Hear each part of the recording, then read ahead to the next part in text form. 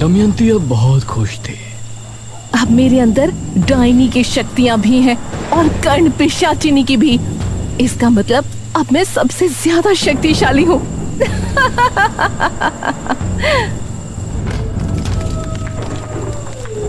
दमयंती ने राक्षसी देवी को प्रणाम किया और फिर राजा भीम सिंह के महल की तरफ चली गई। राजा भीम सिंह उस समय अपने शयन कक्ष में सो रहा था। तभी उसे महसूस हुआ कि कोई उसके सीने को सहला रहा है। वो हड़बड़ाहट में नींद से जागा। कौन है? आंख खुलने पर उसने दमयंती को अपने बिस्तर पर पाया तो वो हैरान रह गया। अरे दमयंती, तुम? जी महाराज, हम। कहाँ चली गई थी आप? उस रात से आप कहीं नजर ही नहीं आई। हमने आपको कितना खोजा, आपको पता है? महाराज, आपने हमारे साथ जो किया उससे हमें बहुत बुरा लगा था, लेकिन बाद में हमने सोचा कि आपने हम पर इतनी दया की थी, हमें अपने महल में जगह दी थी। आपके एहसानों के बदले तो हमें जीवन भर आपकी सेवा करने में ही गुजार देना चाहिए। यह सुनकर राजा खुश हो गया। ऐसा नहीं है दमयंती, आप बस हर रात हमारा अकेलापन दूर कीजिए, यही हमारे लिए काफी है। क्यों नहीं महाराज? ये कहकर दमयंती महाराज पर झपटी। महाराज बेड पर वापस गिर गए और दमयंती उनके सीने पर बैठ गई। वो महाराज के चेहरे पर प्यार से हाथ फेरने लगी। महाराज भी उसकी कमर पर हाथ फेर रहे थे और अपनी आंखें बंद करके उसके कोमल जिस्म का स्पर्श महसूस कर रहे थे। तभी दमयंती की आंखें लाल लाल चमक उठी। उसके नाखून लंबे होकर राजा के सीने में चुभने लगे। भीम सिंह ने जैसे ही आंखें खोली तो दमयंती का नया रूप देखकर वो हैरान रह गया। हटिए, कौन है आप? हम वही हैं महाराज, जिनको आप सदैव अपनी दासी बनाकर रखना चाहते हैं। करीब आइए ना। दमयंती ने अपना तेज पंजा राजा के सीने पर ऐसा चलाया कि अगले ही पल भीम सिंह का दिल दमयंती के हाथ में था।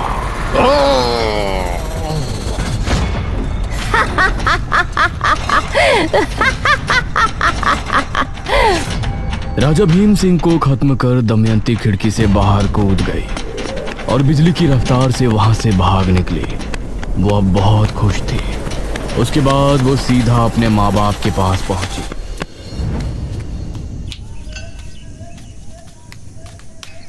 अरे दमयंती बेटी। उसकी माँ ने उठकर उसे गले से लगा लिया। कहाँ चली गई थी बेटी? अब कहीं नहीं जाऊंगी माँ। लेकिन उसका पिता तभी उस पर गरज कर बोला, कहाँ मुंह काला कर रही थी इतने दिनों से?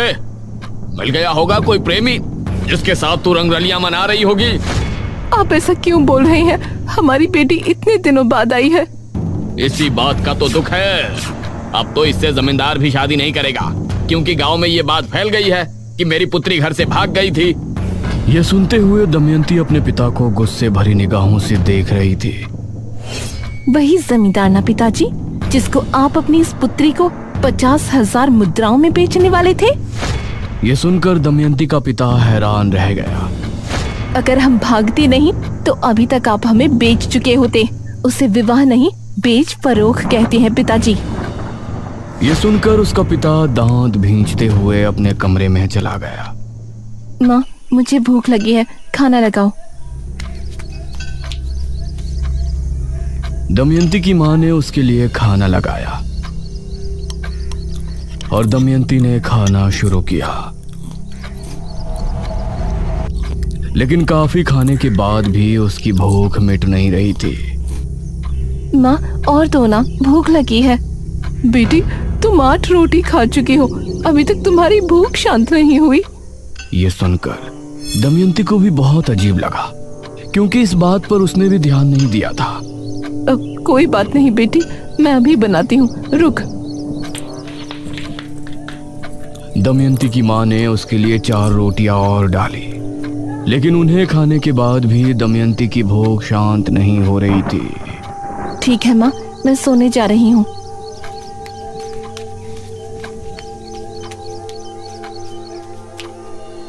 ये मुझे क्या हो रहा है? इतना खाने के बाद भी भला मैं भूखा क्यों महसूस कर रही हूँ?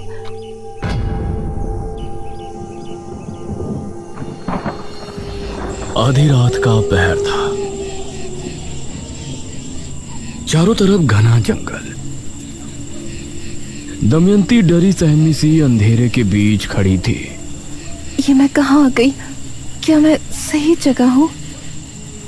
वो इधर उधर देख रही थी, लेकिन घने जंगल के अलावा कुछ भी नजर नहीं आ रहा था। तभी उसे एक आवाज सुनाई दी। यह आवाज सुनकर वो अचानक से डर गई और झाड़ियों के बीच जा छिपी। उसने देखा कि 4 आदमी कंधे पर एक ताबूत उठाए आगे बढ़ रहे हैं और उन्हें पहचानते ही वो बेहद डर गई। हे काली दुनिया की देवी, मुझे बचा लीजिए। वो चारों दमयंती के जितना करीब आ रहे थे, उसके दिल में खौफ और भी ज्यादा बढ़ता जा रहा था। वो उस तक पहुंचने ही वाले थे, तभी अचानक उसे झटका लगा। उसने पाया कि वो जमीन पर पड़ी है, क्योंकि वो तभी खाट से नीचे गिरी थी। हाँ, ये भी स्वप्न था। इतना कुछ हो गया जिंदगी में, लेकिन ये स्वप्न अभी भी वहीं का वहीं है। उसने उठकर पानी पिया।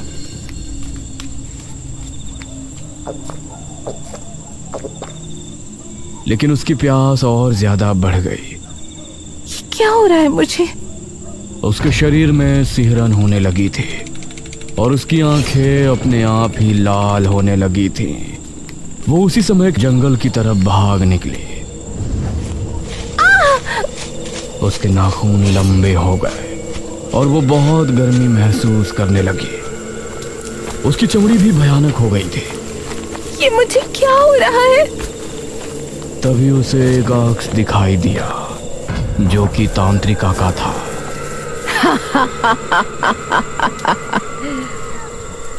तांत्रिका?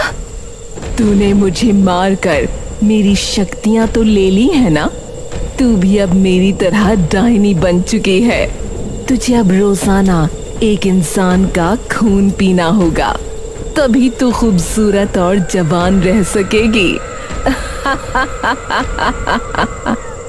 यह कहकर वो आग से गायब हो गया और ये सुनकर दमयंती के पैरों तले जमीन निकल गई। वह तेजी से गांव की तरफ दौड़ी। उसे बहुत प्यास लगी थी और अब उसे बर्दाश्त नहीं हो रहा था। वह चौक पर खड़ी गांव के घरों को देख रही थी। इनमें से किसी घर में जाकर अपनी प्यास बुझानी पड़ेगी, वरना मैं ऐसे ही बदसूरत बनी रहूंगी। तभी उसे सामने एक आदमी आता हुआ नजर आया, जिसने खुद को चादर से ढका हुआ था। वो बिजली की रफ्तार से भागी और उस पर झपट पड़ी। वो उसे लेकर झाड़ियों में गिरी और अगले ही पल झाड़ियों से उस आदमी के चीखने की आवाजें गूंजने लगी।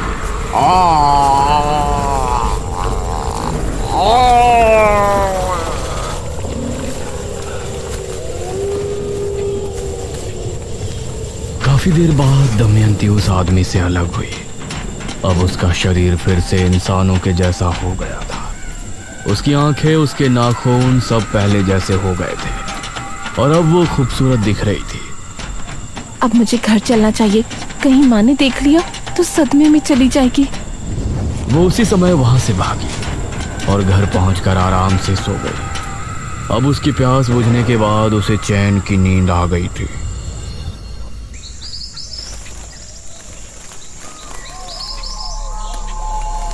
अगली सुबह घर में अजीब सा मातम सुनकर उसकी आंख खुली।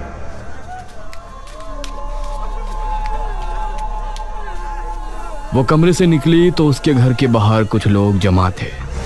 उसके पिता की लाश जमीन पर पड़ी थी और उसकी माँ वहीं खड़ी आंसू बहा रही थी। ये क्या? ये कैसे हुआ? जरूर इस पर किसी जानवर ने हमला किया होगा। पूरे शरीर से खून गायब है। उसने देखा कि उसके पिता के लाश के पास वही चादर पड़ी थी जो उस आदमी ने ओढ़ी थी, जिसका शिकार उसने पिछली रात को किया था। यह जानकर उसके पैरों तले जमीन निकल गई कि उसने अपने ही पिता को मार दिया था। उसके पिता का अंतिम संस्कार किया गया और अपनी माँ को सफेद साड़ी में देखकर उसे बहुत बुरा लग रहा था, लेकिन अब जो हो गया था उसे बदला नहीं जा सकता था। वह हर रात को एक मर्द का खून पीने जाती और उसकी सुंदरता निखरती जाती। जो भी लड़का उसे पसंद करता वो उसी को अपना शिकार बनाती, क्योंकि उसको मर्द के नाम से ही नफरत हो गई थी। इसी तरह 40 साल और गुजर गए और अब उसकी माँ भी बूढ़ी होकर खत्म हो गई। गांव के लोग उसके बारे में तरह तरह की बातें करने लगे थे, क्योंकि वो 75 साल की होने के बाद भी बूढ़ी नहीं हो रही थी। लोग उसके करीब जाने तक से डरने लगे थे और इसी तरह से 23 साल और निकल गए। एक रात इसी तरह से वो अपना शिकार करके घर लौटी तो उसको अपने शरीर में अजीब सी सिहरन महसूस होने लगी। ये मुझे क्या हो रहा है? तभी उसे काली दुनिया की देवी की आवाज सुनाई दी। दमयंती, तुम्हारी आयु अब 98 साल 6 माह हो गई है। तुम्हारे पास अब 18 माह का समय है। 18 माह? मतलब 100 वर्ष की आयु होने के बाद 15 माह के बाद तुम एकदम बूढ़ी हो जाओगी और उसके बाद कुछ ही महीनों में तुम्हारी मौत हो जाएगी। ये सुनकर दमयंती के पैरों तले जमीन निकल गई। लेकिन मैं कैसे मर सकती हूँ? मैं तो बहुत शक्तिशाली हूँ। डायनी योनि का एक नियम होता है। आयु के 100 वर्ष पूर्ण होने के बाद वो किसी भी इंसान का खून नहीं पी सकती, न ही किसी मनुष्य का शिकार कर सकती है। उस समय उसे एक क्रिया करनी होती है जिसमें उसको जिंदा मनुष्य नहीं बल्कि 11 मुर्दों का खून पीना पड़ता है, और ये क्रिया 100 वर्ष की आयु होने के 55 दिनों के भीतर करनी पड़ती है, अन्यथा 56वें दिन उसकी मृत्यु हो जाएगी। लेकिन जब मैं किसी मनुष्य को मार ही नहीं सकती और जिंदा मनुष्य का खून पी नहीं सकती तो इस क्रिया को करूंगी कैसे? वो तुमको करना है। कैसे करना है ये सब तुमको देखना है, लेकिन उस क्रिया को करने के बाद ही तुम्हारी आयु 1000 साल बढ़ जाएगी, अन्यथा तुम्हारा अंत हो जाएगा। ये सुनकर दमयंती को कुछ भी समझ नहीं आया कि वो आगे क्या करे। इस तरह बेरमपुर में राजा विश्वजीत के प्रजाजन महामारी से जूझ रहे थे। महाराज, नगर में फैली महामारी अब और बढ़ चुकी है। अब इससे नहीं निपटा गया तो राज्य पूरी तरह से तबाह बर्बाद हो जाएगा। इस महामारी से निपटने का बंदोबस्त हम अवश्य करेंगे मंत्री जी। उसी समय एक आदमी वहां पहुंचा। महाराज की जय हो। जी, कौन है आप? महाराज, हम आपके पड़ोसी राज्य बल्लभगढ़ के राजा इंद्रसेन के दूत हैं। उन्होंने आपको शीघ्र ही मिलने बुलाया है। उनका कहना है कि आपके राज्य पर जो संकट आया है उससे निपटने में वो आपकी सहायता करना चाहते हैं। पिताश्री, हमें नहीं लगता कि वो हमारी इस महामारी से निपटने में कोई सहायता कर सकते हैं। हमें स्वयं ही कुछ करना पड़ेगा। समस्या गंभीर है राजकुमारी। हमें एक बार अवश्य ही उनसे मिलना चाहिए। हम आज रात ही उनके राज्य के लिए निकलते हैं। ठीक है पिताश्री, इस महामारी का जो भी हल निकले आप शीघ्र ही वापस आने की कोशिश करें, क्योंकि अगर आप इस बीमारी का इलाज नहीं ढूंढ पाए तो हमें ही कुछ करना होगा। अवश्य राजकुमारी। उसके बाद महाराज विश्वजीत सेनापति के साथ महल से निकले थे और फिर रास्ते में उनको एक सुंदर कन्या मिली, जो कोई और नहीं बल्कि दमयंती ही थी। दमयंती राजा विश्वजीत को किस तरह मिली और कैसे उसने राजा विश्वजीत को अपने प्रेम जाल में फंसाकर अपने 11 मुर्दों के खून पीने वाली क्रिया को अंजाम दिया, ये सब आप पिछले भाग में देख चुके थे। अंत में राजकुमारी मेघालय ने दमयंती पर हमला करके उसकी क्रिया भंग की थी और फिर दमयंती के शरीर वापस शक्ति पाने से पहले राज्य की सेना ने दमयंती को एक गुफा में बंद कर दिया था। कहा गया था कि अगर राजकुमारी मेघालय के कदम उस गुफा पर पड़ेंगे तो दमयंती जिंदा हो सकती है। और 6वें भाग में आपने देखा कि राजकुमारी मेघालय, जो इस जन्म में मेघना है, उसने अपने पिछले जन्म के पिता की लाश को एक गुफा से ढूंढकर निशिरमोलो के हवाले कर दिया था।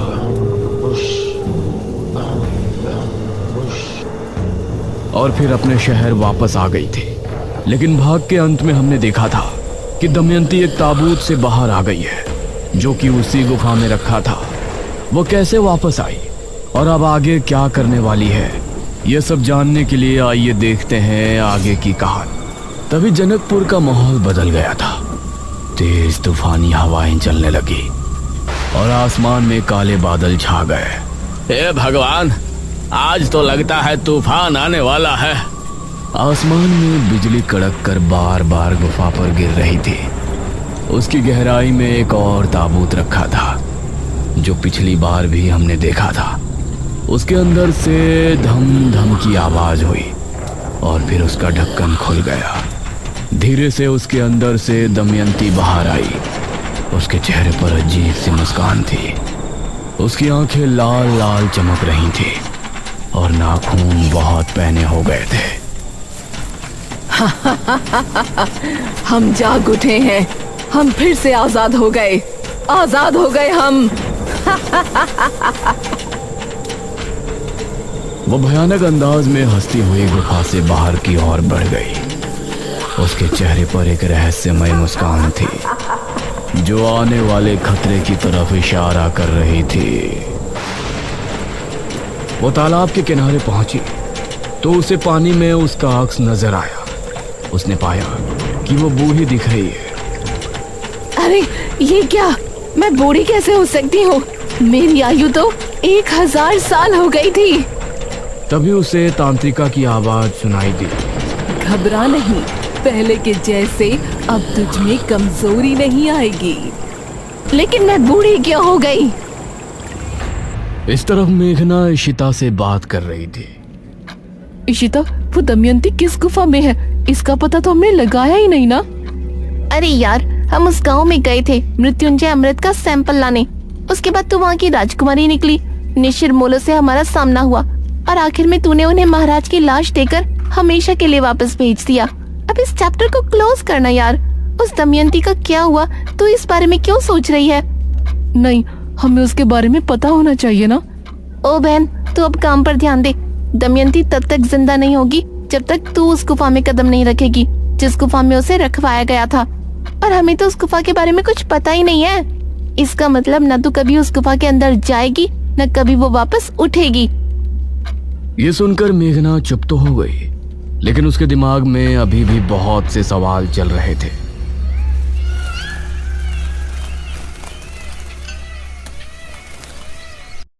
वहीं बेरमपुर में अनुज अपने घर पर बैठा हुआ था। अरे खाना खाएगा या नहीं? कब से इसी सोफे पर चिपक के बैठा है? माँ, मुझे भूख नहीं लग रही है। जब लगेगी तो खा लूंगा ना, आप खा लो। अब उन्हें कैसे बताऊं कि मुझे मेघना की याद आ रही है। इससे अच्छा तो निशिर मोलो कभी इस गांव से जाते ही नहीं। मेघना यहाँ मेरे साथ तो रहती।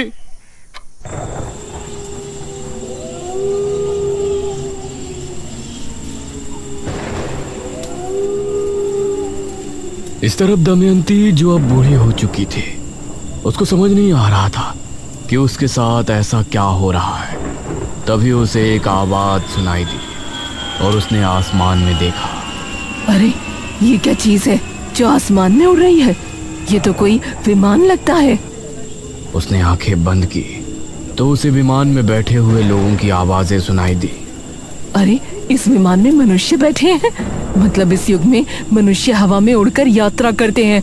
ये संसार इतना आगे निकल गया है। ऐसे में कितने सालों बाद उठी हूँ, कहीं मेरे 1000 वर्ष पूरे तो नहीं हो गए। तभी उसे जोरों की प्यास लगने लगी।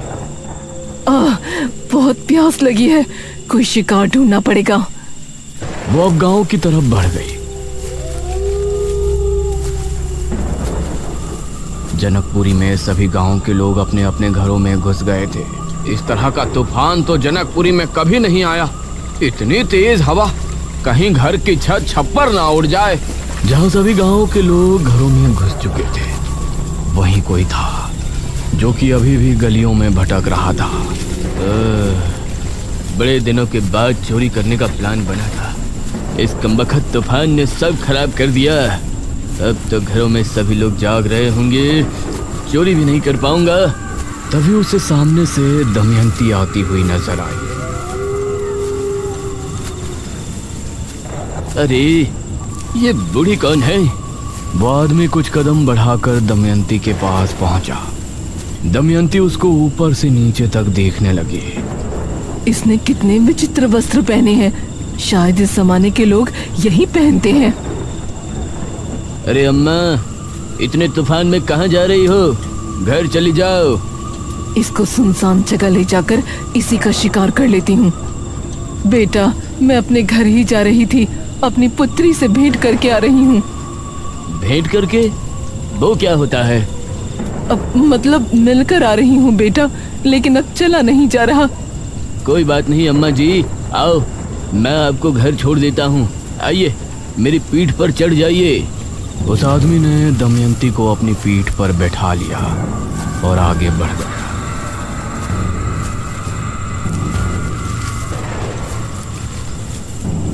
इस जमाने के लोग तो काफी शरीफ हैं। ये अच्छा है, मुझे इनका शिकार करने में ज्यादा मेहनत नहीं करनी पड़ेगी। तभी वो आदमी मन में सोचने लगा, इस बुढ़िया के घर में कोई नहीं रहता होगा, तभी तो अकेली आ रही है। अब इसके घर जाऊंगा और फिर इसे मौत के घाट उतार कर इसका सारा धन लूट कर रफू चक्कर हो जाऊंगा। उस आदमी के मन की बात दमयंती ने सुन ली और उसे गुस्सा आ गया। उसने अपने हाथों को उसकी गर्दन पर जकड़ लिया। अरे अम्मा, क्या कर रही हैं? तेरा ये दुस्साहस, तू मुझे मौत के घाट उतारने की सोच रहा है? ये सुनकर उस आदमी को बहुत हैरानी हुई। दमयंती ने पूरी ताकत से उसका गला घोंट दिया। वो जमीन पर गिरकर खुद को छुड़ाने की कोशिश करने लगा।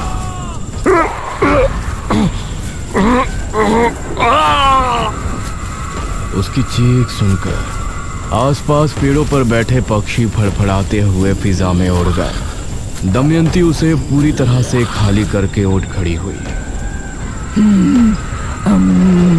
अब सुकून मिल रहा है। तभी उसका शरीर ठंडा पड़ने लगा। अब ये क्या हो रहा है?